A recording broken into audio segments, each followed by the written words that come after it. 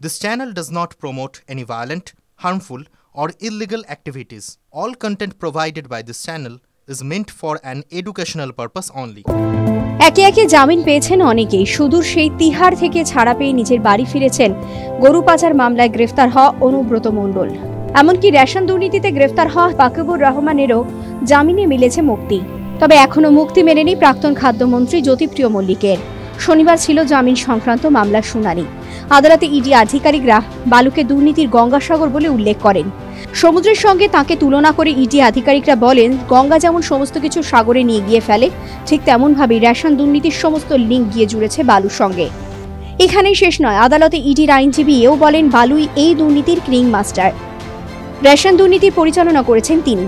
কেন্দ্রীয় এজেন্সির দাবি, তদন্ত করতে গিয়ে দেখা গিয়েছে যে সমস্ত ব্যাংক অ্যাকাউন্ট এবং ভুয়ো সংস্থায় দুর্নীতির টাকা গিয়েছে, সবকিছু গিয়েই সেই জ্যোতিপ্রিয়র দিকে ইঙ্গিত করে। আদালতে বালুকে মূল ষড়যন্ত্রকারী হিসেবে চিহ্নিত করে ইডির দাবির সামনে না এসে পিছন থেকে দুর্নীতির সব টাকা নিজের পকেটস্থ করেছেন জ্যোতিপ্রিয়।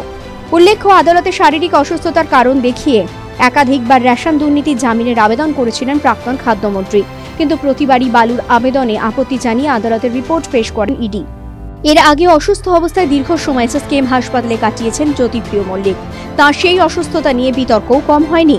পরে প্রেসিডেন্সি জেলে নিয়ে যাওয়া হয় তাঁকে, সেখানে আবারও অসুস্থ হয়ে পড়েন তিনি। তবে আজ ফের বালুর জামিন মামলা আদালতে উঠতেই বিরোধিতা করলেন ইডি আধিকারিকরা। এদিকে প্রাক্তন খাদ্যমন্ত্রীর জামিন পাওয়া আরও চাপ হয়ে গেল, তার সময়ই বলবে। টিভি9 বাংলা ডিজিটাল।